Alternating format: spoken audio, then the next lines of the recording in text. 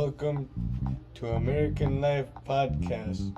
Today we will be talking about Donald J. Trump first term in office. I am your host Abraham, and my co-host is Jakayla Castle.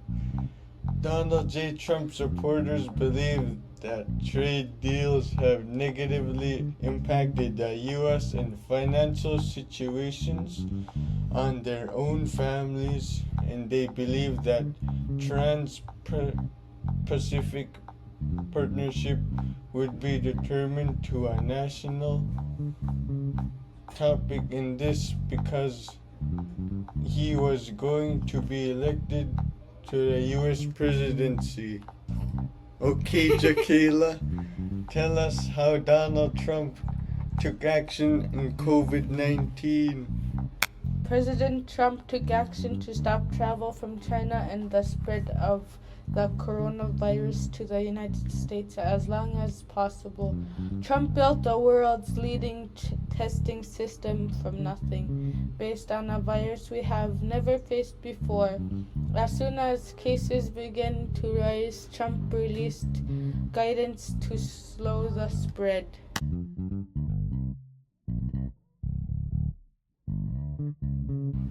Throughout the 2016 presidential election, President Trump not only refused to criticize Russian President Vladimir Putin, but was even friendly and accommodating on his remarks.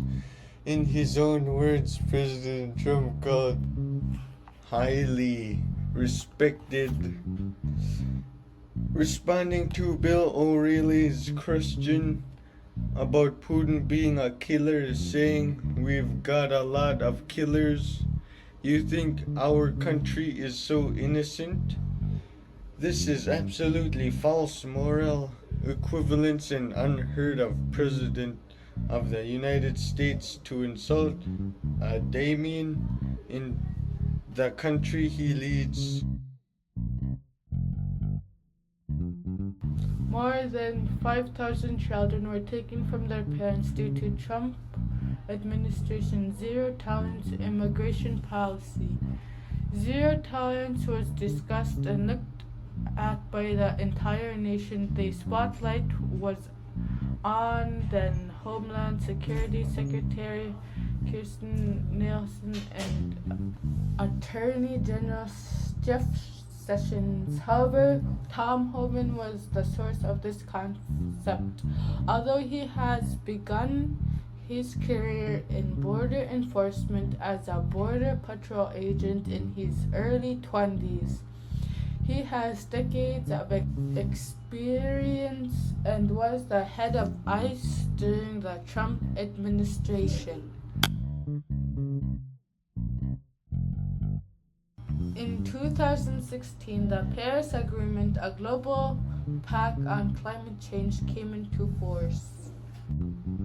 The United States became a party to the agreement in 2016, but President Donald Trump subsequently announced the U.S. would withdraw from the agreement, citing economic burdens and unfairness.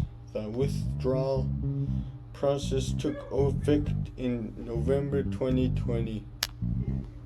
Before the pandemic, the 2017 Tax Cuts and Jobs Act (TCJA) were enacted, and it led to mixed results in terms of economic growth. The economy was thriving until the COVID-19 pandemic. The COVID-19 virus dropped the economy, and most of the businesses shut down when COVID-19 hit America. And also the decrease in jobs in many fields in the early stages of COVID-19 pandemic in 2020.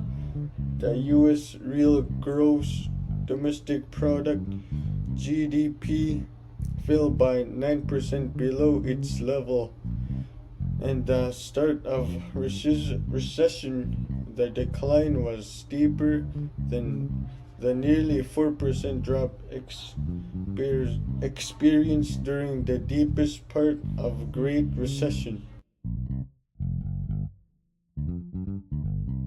Donald Trump appears committed to become known as a deregulator. This is unexpected because no other president since World War II has shown such a public dedication to this cause, possibly with the exception of Ronald Reagan. Trump adopted a strong and unique position on the modern administrative state throughout the 2016 presidential campaign.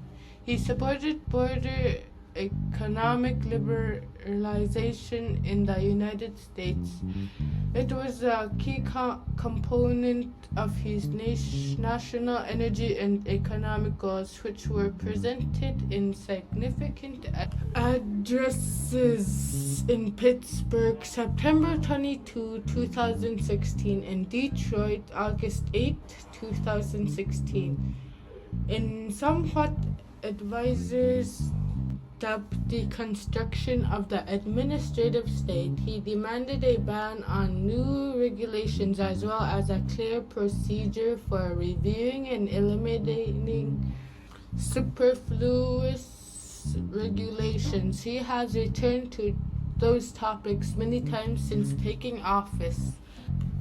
Do you guys want to know what happened during the First Step Act? Well, let's talk about it. The First Step Act aims to improve conditions in federal prisons and reduce exclusively lengthy federal sentences.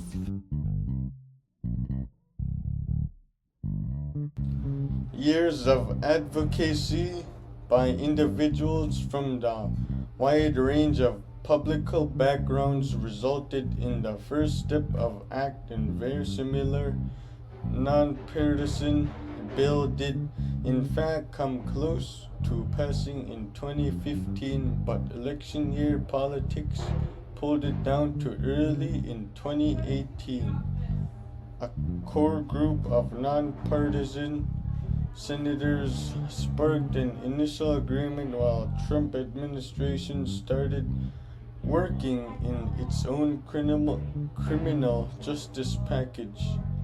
After there is underwent a number of changes before sailing through the two houses of Congress with supermajority support after the Senate chose to take up the bill. Two distinct goals are achieved by the legislation known as the First Step Act, both of which are increased the fairness and rehabilitation focused nature of federal courts. Important sections of the law are fulfilling their promises more than a year after it was passed in 2018, bringing us justice back to federal sentencing and assisting in a decrease of the nation's unreasonable high number of federal inmates. However, other parts weren't, which highlights the need for more congressional oversight and continuous activism. The law was passed as the first criminal justice reform bill in almost 10 years, and President Trump bragged about signing it. But just signing it is insufficient. It needs to be carried out in full. AJ, tell us about the politics and what happened during that period of time. South Korea, North Korea, and the United States agreed to build a peace regimen, the first step of which apparently would be declaration formally ending the Korean War. In addition, President Trump unilaterally canceled the most large-scale U.S. South Korean military exercise, a step long sought by North Korea and China. the two Koreas signed a military confidence building agreement designed to reduce tension partially at the demilitarized zone that separates North and South Korea. Since Kim and President Trump's first summit in Singapore in June 2018, however, little progress has been made in denuclearization despite two more Kim-Trump meetings since the June 2019 meeting. Only one round of talks has been held and not produced a breakthrough. U.S. officials say their North Korean counterparts has refused to engage in additional negotiations. The deadlock largely is due to disagreement over the timing and sequencing of concessions in each side should provide. In particular, North Korea is seeking significant sanctions relief in return for steps and claims it already has taken, but U.S. officials have said sanctions will not be eased until denuclearization is complete. I'm going to be talking about the Abraham Accords. The Abraham Accords are a series of peace agreements normalizing diplomatic relations between Israel and several Arab countries, including the United Arab Emirates, UAE, Bahrain, and Morocco. And they were signed in 2020, and they were a major step to normalization. Trump's legacy had many negative and positive impacts during his first term in office. During the pandemic, he managed to control the spread of COVID-19 by stopping international traveling from China. Mr. Trump built on his success in private life when he entered into politics and public service. President Donald Trump was impeached twice during his single term in office. In each case, he was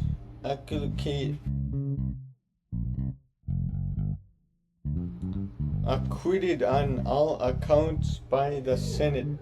The first impeachment trial stemmed from the call President Trump Volodymyr Zelensky of Ukraine, in which President Trump asked the Ukrainian president to announce two investigations, one involving his potential opponent in the upcoming 2020 presidential election, and the second into unsubstantial allegations that entities with Ukraine had interfered in 2016 presidential election relationship of cooperation between Israel and some Arab nations. Okay, I'm gonna talk about the conclusion. Trump did his best not to make COVID-19 out of hand. That is why he ordered everyone to stay indoors for 15 days if you tested positive for COVID-19. But his management went poorly because he was not prepared for it and also had problems trying to point fingers and blame the pandemic on China. AJ, tell us about the wall. The main long-term thing that happened was when Donald J. Trump ordered the plan to build a fence that separated the two countries, America and Mexico, after Congress refused to approve funding of the border wall. Trump declared a national emergency and seized the funding for it. However, construction did not begin until Trump left office and Biden stopped it. How did you think Donald J. Trump reacted to winning the election in 2016, and what do you think was going through his head at the moment? We'd like to thank you for listening to our America Live podcast. If you want to know more about President Donald J. Trump's first term in the office, please subscribe and make sure to turn on post notifications and hit that like button. We hope to talk to you guys again. Peace out.